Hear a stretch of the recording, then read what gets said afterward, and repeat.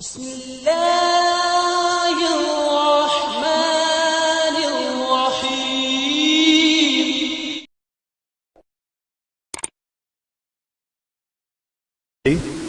ایک میسج چل رہا ہے کہ حضور صلی اللہ علیہ وسلم نے آذان نہیں دی کبھی بھی۔ ہاں، یہ صحیح نہیں ہے۔ جنہوں نے یہ کہا یہ بات ان کی صحیح نہیں ہے۔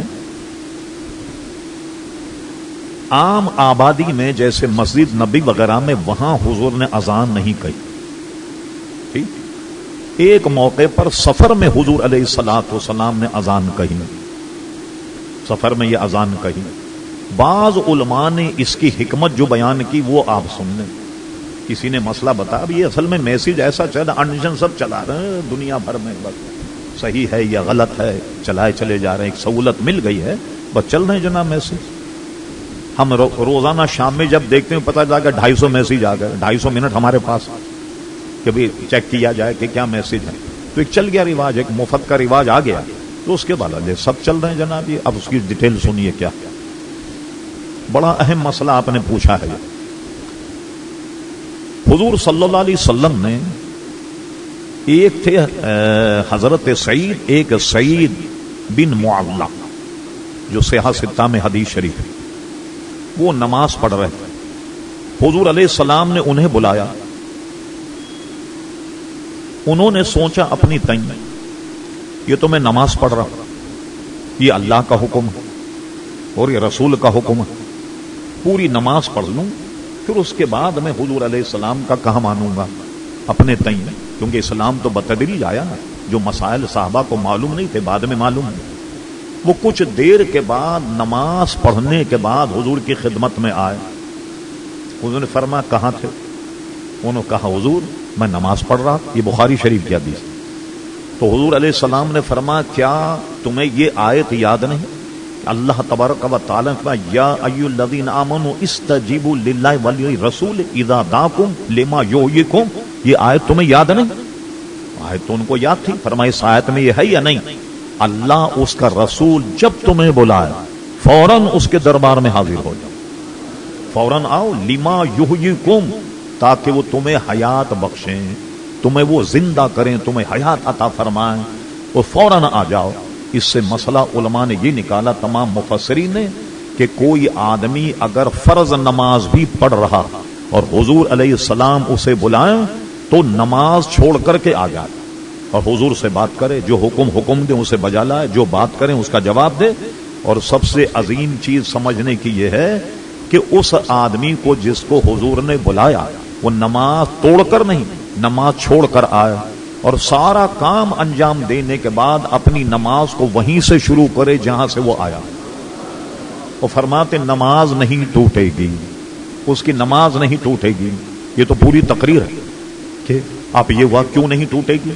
مثلا آدمی اگر زبان سے کلام کرے تو نماز ٹوٹ جاتی، جیسے ہمارے مذہب میں کوئی آدمی بلا وجہ اف یا او کر لے نماز ٹوٹ جائے گی، دو حروف ظاہر ہو جائیں نماز ٹوٹ جائے گی۔ یہاں تو حضور سے بات کر رہا، کلام کر رہا، سلام کر رہا۔ علماء اس کا جواب یہ دیتے ہیں کہ کلام اسی سے تو کر رہا ہے جن کو حالت نماز میں درود شریف پڑھتا، اور آیا کسی کے حکم سے؟ جن کے حکم سے کھڑا ہوا انہی کے حکم سے آیا۔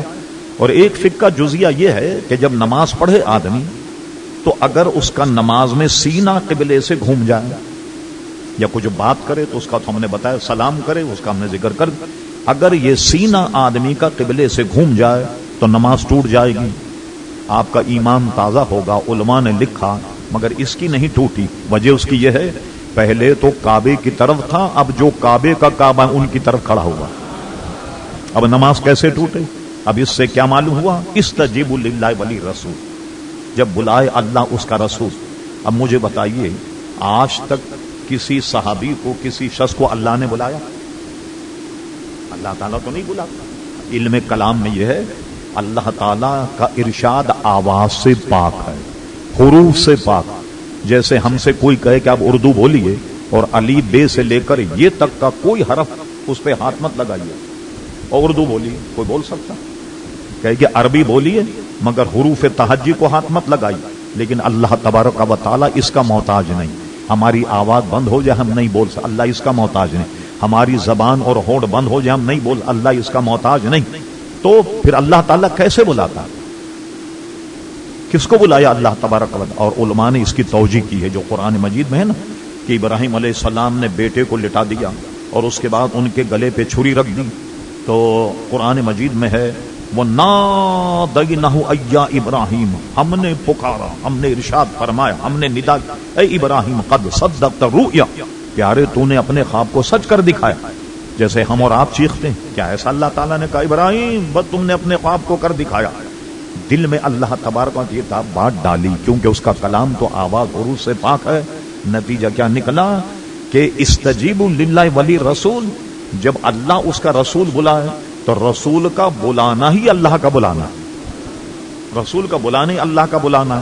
اب آئیے آپ کا سوال، حضور نے عام طریقے اذان کیوں نہیں کہی؟ اگر عام طریقے سے حضور اذان کہتے اور حضور فرمائے حی علی الصلاۃ حی علی الفلاح، تو جو آدمی حضور کے ندا پر نماز پڑھنے نہیں آئے اس کا کیا حال ہوگا؟ یہ حضور نے مہربانی کی کہ مسجد میں اذان نہیں کہی، اس لیے کہ میں اذان کہوں آپ نہیں آئے. ٹھیک ہے، آپ زیادہ سے زیادہ جماعت چھوڑ دی، آپ گھر میں اگر آپ نماز پڑھ لیں گناہگار تو نہیں، جماعت کا ثواب نہیں. اس لیے کہ میری پکار پر آنا آپ کے لیے فرض تو نہیں، نماز تو فرض ہے، جماعت بھی واجب ہے.